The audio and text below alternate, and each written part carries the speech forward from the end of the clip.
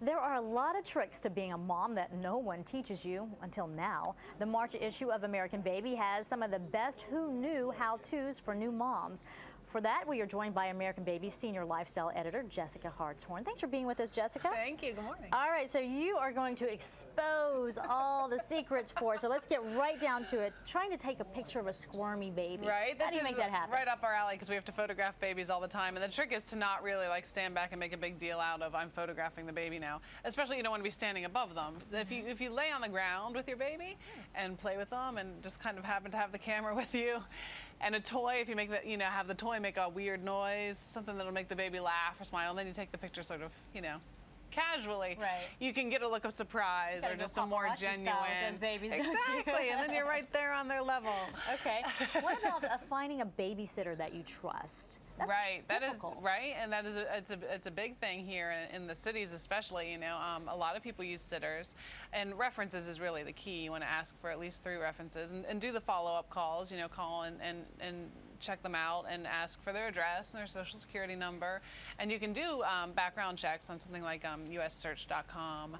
You take it pretty seriously and take other people's, whatever they're going to say about the sitter to heart, and then go with your gut too. And if in the end you can go with an agency if you really feel safer that way because they do the vetting for you. Another thing that parents need some help with, especially with all of us on the go these days, is trying to find a way to get baby to sleep anywhere.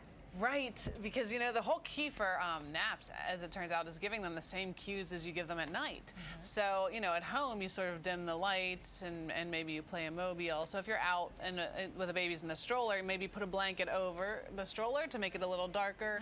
You're going to have to do a little singing if you usually play some music. And the best thing to do is to get them really attached to a lovey that they always get just when it's time for sleep. Like I have friends who call the blanket night-night.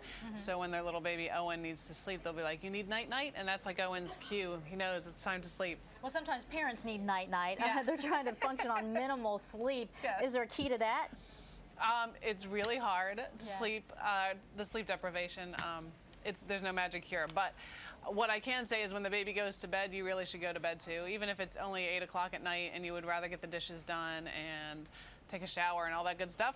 Probably you should lay down and get like a solid 3 hours, and then if the baby's up in all those wee hours, at midnight, at 2, at 4, at 6, like you'll survive that better if you get, front load 3 or 4 hours early in the night. And a lot of times when we're out dining, you hear this, babies crying, and parents really nervous, trying to get them to be quiet. How do you do that to get baby to be quiet and sleep while you're dining out? Right, or in an airplane or anything. Oh gosh, the airplane. Right, that's a whole thing. Bring toys, bring a bag of like special things they haven't seen. It doesn't even have to be an elaborate toy, just anything new to the baby. And those saltine packs work wonders. If the waiter can bring saltines, just let the baby pound away at that. Good tips. Yeah, I love it. All right, Jessica, thanks so much for your information. We always appreciate you coming on the show.